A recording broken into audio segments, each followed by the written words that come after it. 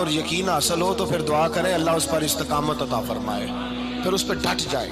نبی پاک صلی اللہ علیہ وسلم نے فرمایا میں اس بات کا خوف نہیں کرتا کہ میری امت کمزور ہو جائے گی، اس بات کا ڈر نہیں کہ پیسے ختم ہو جائیں گے، نہ یہ خوف ہے کہ بھوکی مرے گی۔ حضور کس بات کا خوف ہے؟ تو نبی پاک نے فرمایا خوف یہ ہے کہ ان کا یقین کمزور ہو جائے گا۔ یاد رکھیں اگر اعتبار نہ ہو تو گھر نہیں چلتا، تو اگر اللہ رسول پر یقین کامل نہ ہو تو پھر بندہ مسجد نہیں آ سکتا، پھر اس کا دین نہیں چلتا، پھر اس کے لیے مشکل ہے نماز، پھر اس کے لیے مشکل ہے راہ خدا میں خرچ کرنا۔ میرے نبی پاک نے فرمایا یوں نہ کہا کر کہ یا اللہ چاہے تو دے چاہے تو نہ دے، جب مالک سے مانگ تو کہا کر یا اللہ تجھی سے مانگنا ہے، میں لے کے اٹھوں گا، تو مجھے دے گا۔ فرمایا جتنا تیرا یقین کامل ہوگا اتنا ہی اللہ تجھے جھولی بھر کے عطا فرمائے گا۔ کمزور سا مسلمان، لڑکھڑاتا سا مسلمان دیکھتا ہوں کرتا ہوں، اور یہ بھی نہ دیکھا کریں بھائی ایمان یقین کو استقامت کے درجے پہ لیں، یہ نہ دیکھا کریں کہ وہ کیسے دے گا، وہ کسی وسیلے کا محتاج نہیں ہے، وسیلے کو پسند کرتا ہے، پر وسیلے کا محتاج وہ بغیر وسیلے کے بھی دے دیتا ہے۔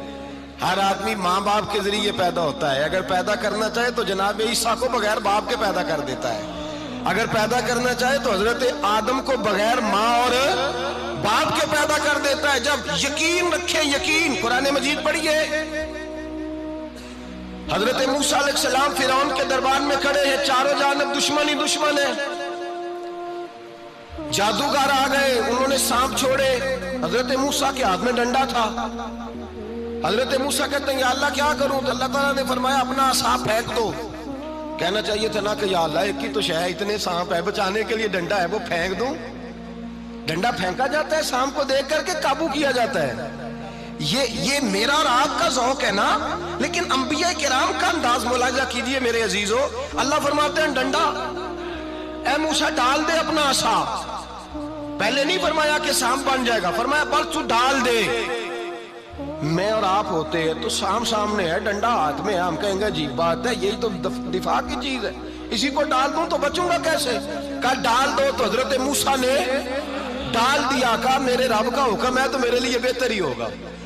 اللہ فرماتے ہیں جب موسیٰ نے ڈالا تو میں نے اس ڈنڈے کو، اس عصا کو اژدہا بنا دیا۔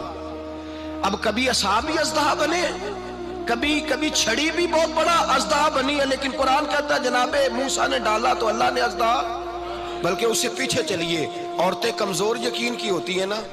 جناب موسیٰ پیدا ہوئے تو اللہ فرماتے ہیں میں نے موسیٰ کی ماں کے دل میں بات ڈالی، ماں کے دل میں صندوق میں ڈال کے تو اس کو دریا میں بہا دے۔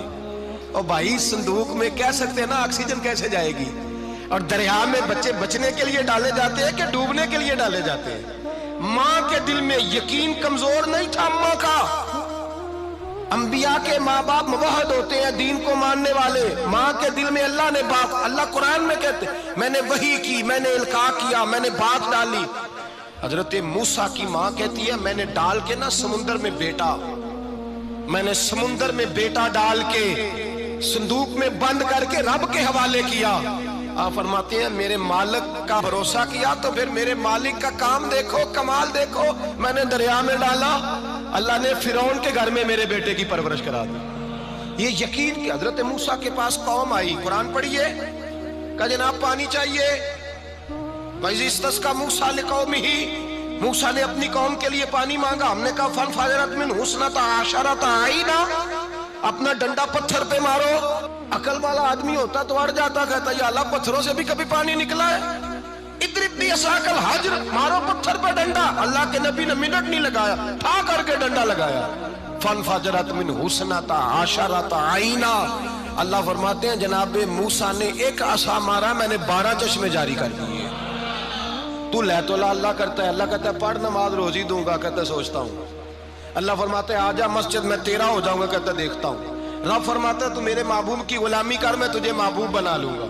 تو کہتا ہے تھوڑا بڑا ہو کے داڑھی رکھنی نہیں، ابھی سیانا ہو کے میں ذرا سرٹیفکیٹ لے لوں اسرائیل سے کہ کتنے سالوں کے بعد آئیں گے، پھر شروع کروں گا۔ پروگرام بنا رہا ہے، ابھی تو ارادے میں ہے۔ اللہ کے پیغمبر کا ڈنڈا، اور اس سے زیادہ آگے بات ہو گئی، پیچھے فوج لگی ہوئی ہے فرعون کی، مجمع ہے، ہزاروں لاکھوں کا لشکر لے کے، تلواریں نیزے، فرعون پیچھے، آگے دریا آ گیا۔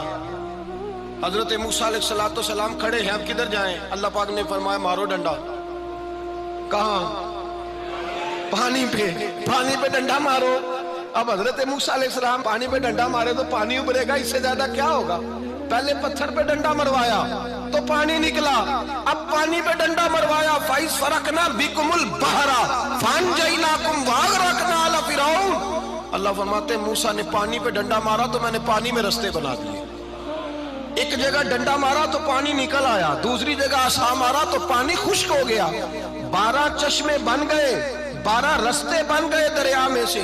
حضرت موسیٰ علیہ السلام گزر گئے اور اللہ فرماتے ہیں فرعون بھی آیا تو اسے میں نے غرق کر دیا، اور وہ کھڑا دیکھتا ہی رہ گیا کہ بنا کیا ہے۔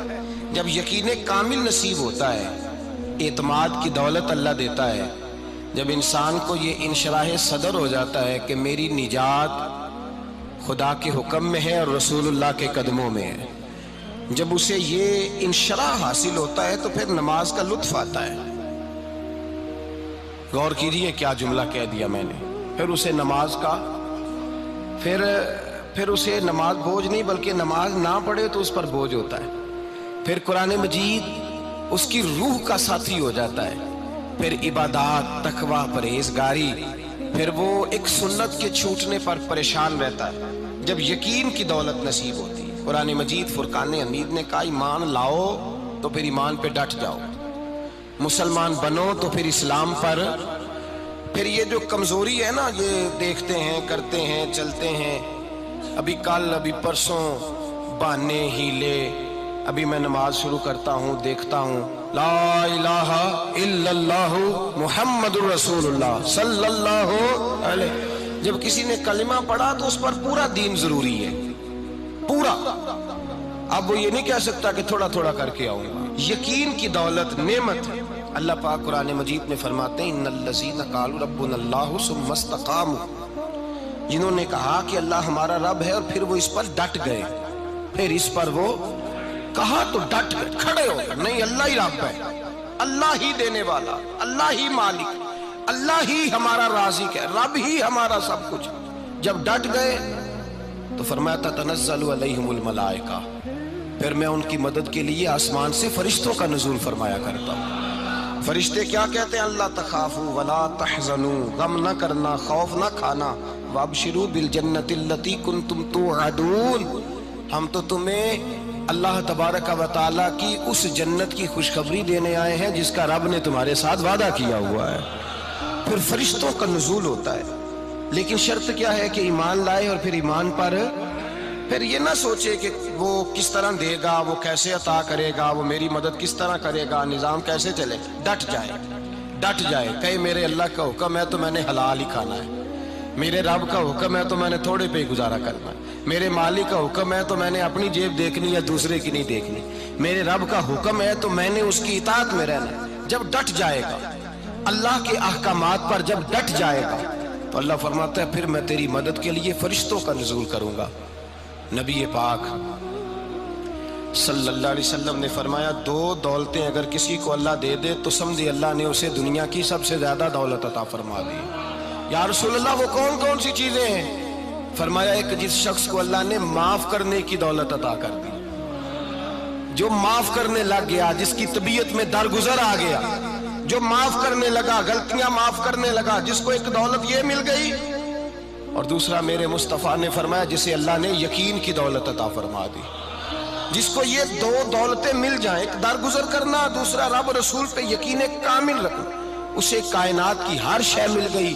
میرے نبی پاک نے فرمایا جب بھی دعا مانگو خدا سے یہ 2 نعمتیں مانگا کرو، عرض کیا کرو اے اللہ درگزر کی دولت عطا فرما، اے اللہ تو ہمیں یقین کی دولت عطا فرما، ایمان کی قوت اور پختگی نصیب فرما۔ میرے بھائی حضور نے فرمایا مانگ کے لو۔ کمزور ایمان والا شخص کسی کام کا نہیں ہوتا۔ جس آدمی کے ذہن میں شک کا بیج ایک دفعہ جنم لیتا ہے وہ آدمی تو غلام سے بدتر ہے۔ بے کیف سجدہ، روٹھی روٹھی سی عبادت، اس کی زندگی کیفیات سے خالی ہے۔ جس شخص کو پتہ چل جائے نا لوگ میرے مخالف ہیں، اس کا تو سجن رہتا ہی کوئی نہیں۔ اصل بات یہ ہوتی ہے کہ یہاں سوچ بیٹھا ہے کہ دنیا میرے خلاف ہے، یہاں مخالفت یہاں بیٹھ گئی ہے، 2 بندے باتیں کر رہے ہیں